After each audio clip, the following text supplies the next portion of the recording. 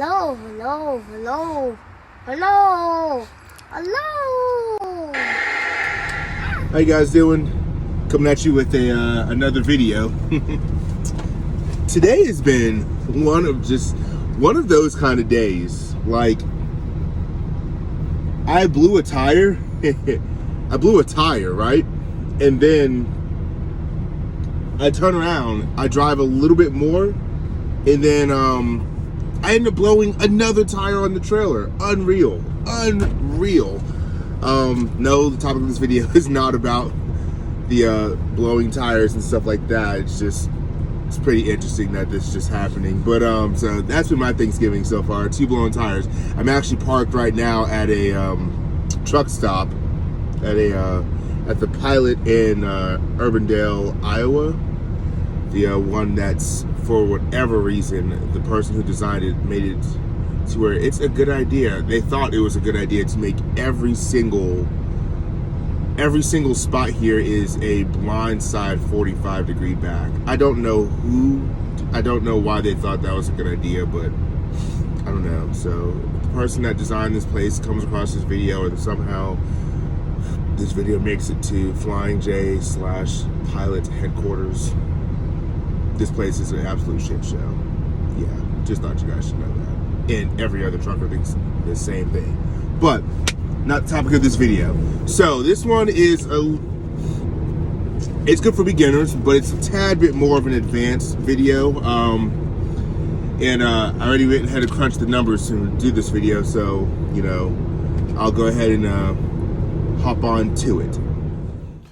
All right, guys. So here we have the first weigh ticket. As you can see, for the first weigh ticket, my weights are 11,420 on the steers, 31,620 on the drives, and 34,880 on the trailer axle, which brings me to a gross weight of 77,920.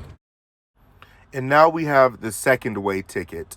This was after I pumped on 108 gallons of fuel, bringing my steers to 11,860, drive axle to 31,880, and trailer axle to 34,940.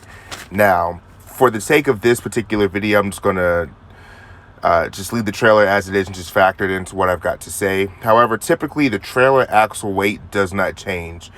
99% of the time, it'll be either a very small change, like negligible amount, or you won't see a change in the trailer axle, period. When you get fuel, you'll see the change happen between your steers and your drives. All right, so I just read to you guys the numbers. So basically what I want to talk about in this video is you need to really learn your truck to a T. And the reason I say that is this, especially for flatbed, knowing what your gross weight is empty on the types of trailers that you will pull. I know, let me turn up on lights before I just kill my battery. So I know that typically I run between 32,500 to 33,500 empty. And I stay on a step deck pretty often, so I run about 33,000 empty on a step deck, and that's obviously the trailer's empty with a full tank of fuel. The reason being is that you know, the way my workflows get dispatched to me is typically I will see the workflow, or I'll talk to my fleet manager about it first, and he'll give me a rundown of what I should be getting, or at least what the information that he has on what I'm getting. He'll give it to me. So there are times where he'll be like, Raymond, I got a load for you. It picks up in Chicago, Illinois at ArcelorMittal. You're supposed to be getting 2 coils, and you know, you're looking at around you know, 46,000 pounds worth total of you know, cargo. And you know, he'll say, like, you know, that load picks up there. The appointment is set for about 3 o'clock, and it has to deliver in, let's just say, Florida. No, some random part of Florida.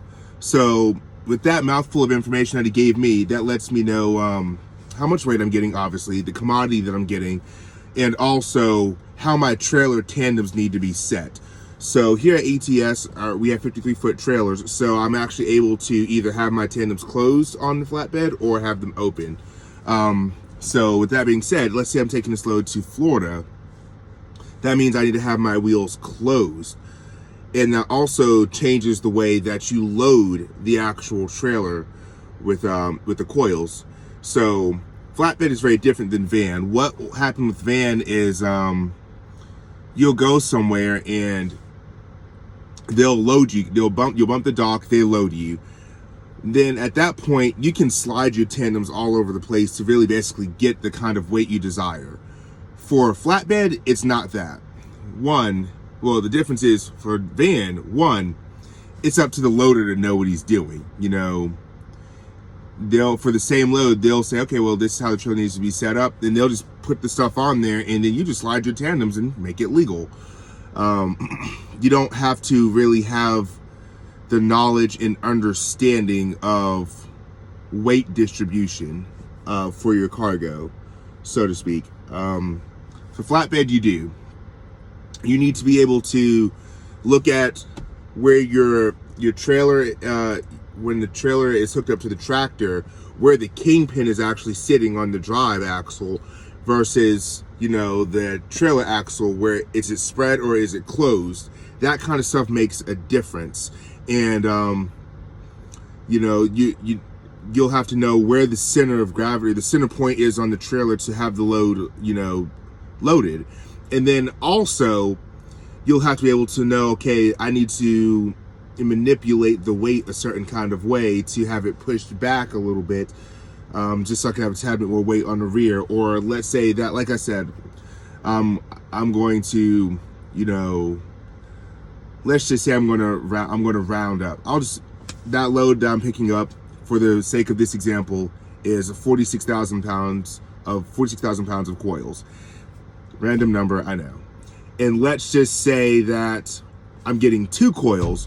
One of those coils is 30,000 pounds. The other one is 16,000 pounds. With that being said, it's up to you. What happens when you go to a lot of those places is you'll get the coil. They'll say, which one do you want where? You want the bigger one where? And then you'll just let them know. You'll set up your coil rack on the trailer. You'll step back, eyeball the trailer, look at where the kingpin is placed on the drives, look at how your trailer axle is set up, and then you'll determine where the center point is on the trailer. And then which way you want to slide those coils is up to you. It's up to you. And then it goes into where your weights will be on your trailer, so to speak. So let's just say you're getting those 2 coils. You'll want to have the bigger one, you know, the center point will be, you know, you'll have your drives here, trailer here. The center point is right about here. So what you'll want to do is have, you know, the larger one probably sit right there about that point on the load, and then have the smaller one sit probably right about there. And what's going to happen is you're basically trying to find that center point of 46,000 pounds, have it placed on your trailer, and you want to have your weights even, or about as even as you can get them. It's a little bit harder when the wheels are closed on the trailer, because for us, we can't slide the tandems. Let's say I'm taking this Florida load, my tandems have to be closed, so it's a one-shot thing. If I sit that coil on the trailer and load it that way, that trailer axle cannot exceed 34,000 pounds. If it does exceed 34,000 pounds, I literally cannot fix it. I have to go back and get the load reworked, and it is what it is. And typically a lot of those places will fine your company for having to send you back to get reworked, because you're the one that said, hey, load me this way. So they really place an emphasis on you knowing exactly how to load your trailer. So that being said, it's imperative to know the weights on your truck. And this video kind of goes more into depth on that, because let's just say you have a load where you know that your truck can handle 47,000 pound load. Let's just say that you go into a place and you go in there with, you know, a quarter tank of fuel, and then they load you with product and they load you with 47,750 pounds. So you run across the scale and now you're legal. You know, you run across the scale, you're legal, and you're saying, well, for the sake of this video, well, I thought you said you can't handle more than 47,000. Well, because your fuel is on the lower end of that spectrum, it made leeway and room for the extra weight of that load. So yes, you're within the gross limit, but now you can't go past 80,000 pounds. Now you have to find another means of, you know, you have to find another means of operating the truck efficiently and effectively, so I should say. This is kind of an impromptu video, so just bear with me. So that extra 500 pounds is placed on the load, but that's a 500 pounds worth of fuel you can't take. And the reason I showed those is because this comes down to knowing the distribution of weight on your tractor when you do pump on fuel. So right here, I've done the math on this. So I'm going to go ahead and stop the video at this point. I'm going to flip the camera around. I really wish iPhone had the ability to, like, while talking and recording, you can actually click the button and flip the camera around to the other direction, so I don't have to stop the daggone video and start another frame. But essentially, I've done the math already, and I'm going to show you what I mean. So here we have, ignore that scribble from a little while ago, trying to figure out some dates for something, so ignore that. So here we have the you have the weight, and I've done the math already. So if you want to, you can refer back into the video to see the numbers for yourself. So my first weight is right here before I pump the fuel, and these are my weights after I pump the fuel. Now, with that being said, if you take the gross vehicle weight from the time you pump the fuel and subtract the weight from before you pumped, you'll actually come up with how much weight you put on the truck total. And if you're not sure with how much diesel weighs, this is a good way to figure it out. If you're ever not sure, weigh your truck before you get fuel, weigh it after. Once you see the difference, you take that number, and I pumped on 760 pounds of fuel, and you divide it by how many gallons you pumped on. I pumped on 108 gallons. So if you do the basic math, 760 pounds divided by 108 gallons brings you to roughly 7.037 pounds per gallon. So essentially, diesel weighs 7.04 pounds per gallon. I just like to say, usually for me, I like to round up and put an error of 7.25 pounds per gallon. And I'd rather say diesel is heavier than what it is. So when I'm doing these kind of calculations for myself, playing the fuel game for loads like I was mentioning before, I'll always err in the side of having less weight than I calculated I'd put on, because I always know that I use diesel as a higher weight than what it actually weighs. But if you do the math, you can actually see the percentages of the weight distribution on the whole unit. So my steers went from 11,420 to 11,860. That's 440 pounds. Now, to find the percentage, you take the smaller of the two, I guess the fraction of the weight, divided by the total weight. So that's basic math for you guys out there. Yeah, I'm not a math teacher, but I'm damn good at math. So that being said, 57.89% of the weight of the fuel that you'll pump onto your tractor goes onto the steers.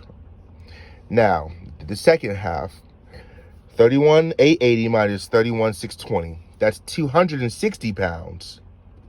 Divide that by the total weight of the fuel. 34.21% of the weight of the fuel will go onto the drives.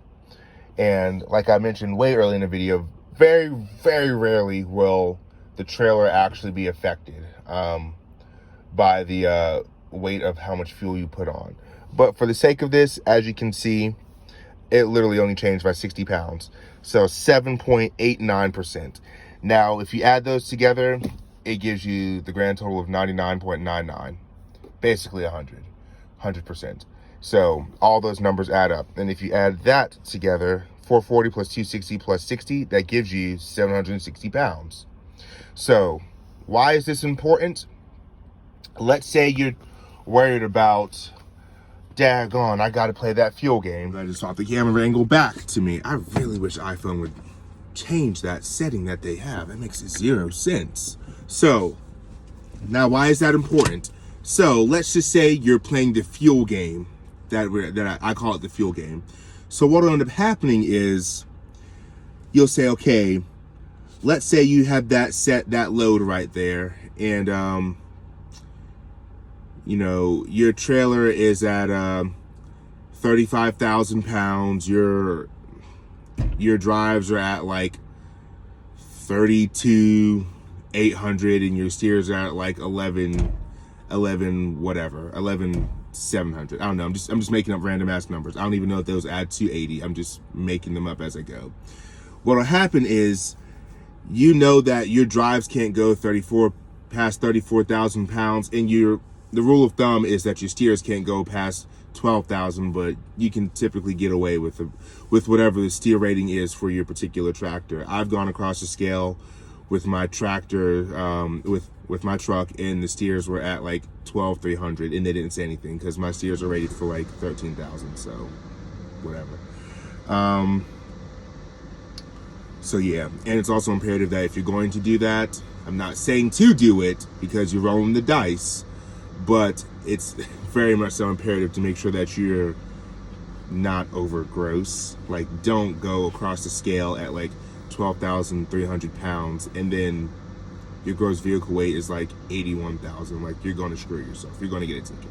Don't do that. But if your gross weight is at like 78, 79,000 and you go across the scales at 12.3 for the steers, they're most likely not going to say anything, because one, you can burn that weight off in fuel, and two, your whole vehicle unit is under gross. So it's kind of like, why? Let's not be petty.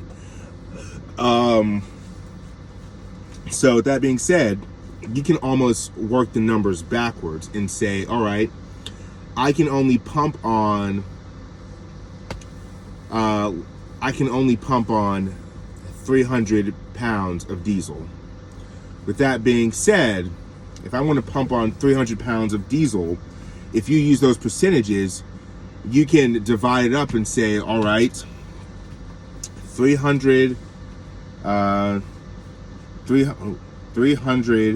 times 0.5789, that means 100 pounds is going to go onto your steers. So you'll look at your steers and say, if I pump on 300 pounds worth of diesel, 173.67 pounds is going to go onto my steers. Is that going to make me go over on my steers? And then you'll do the same for your drives. You know, you'll do 300 pounds times 0.3421.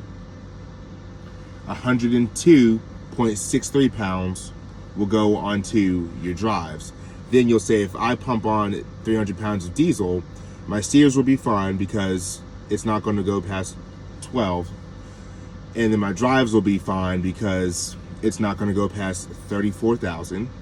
And my trailer's already fine.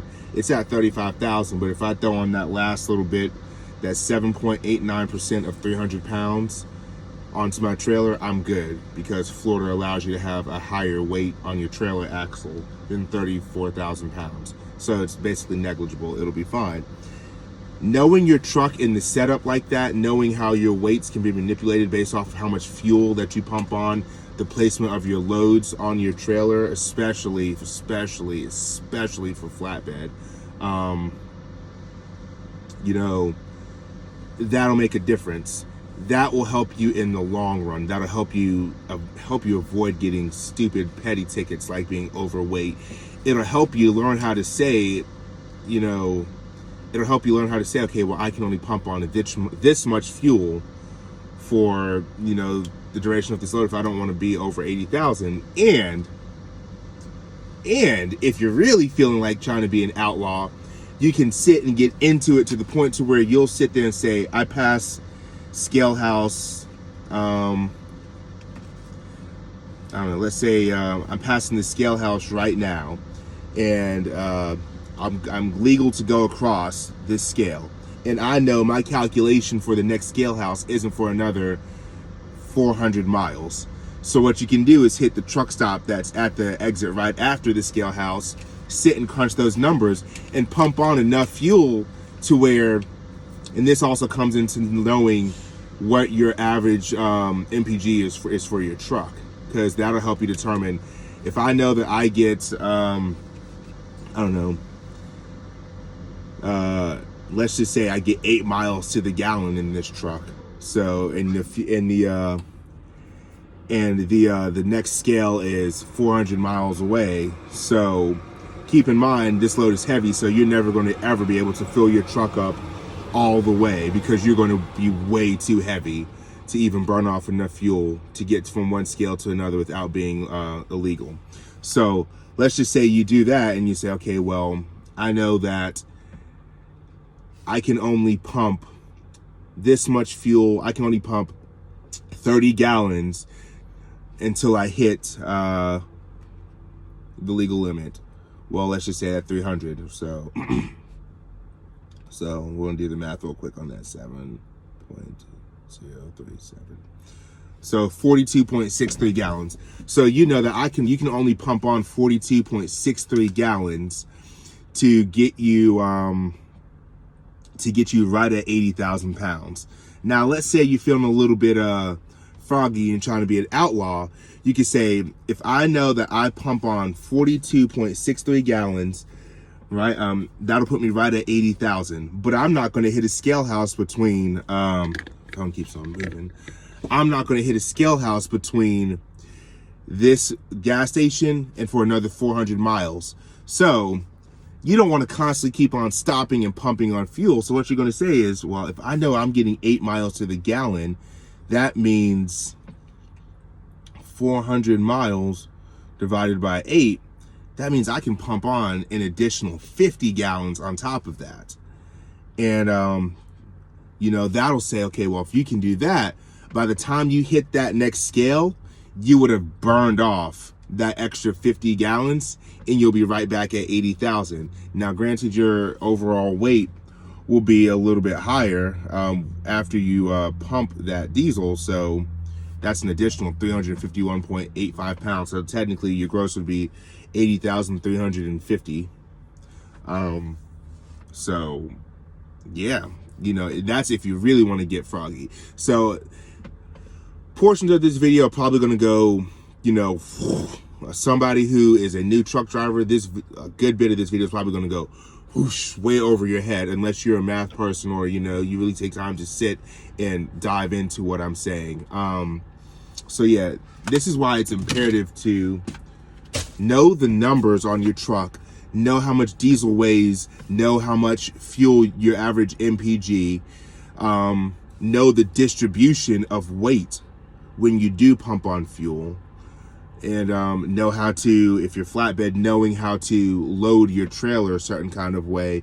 All this stuff goes into really knowing truly intimately your truck, because it'll help you learn how to save time out here and how to play the system, so to speak, cut corners in a safe kind of way. I'm not advocating being over 80,000 pounds. I'm not saying it's the right thing to do, but at the same time, you know, it doesn't make sense to stop every 100 miles and pump on fuel.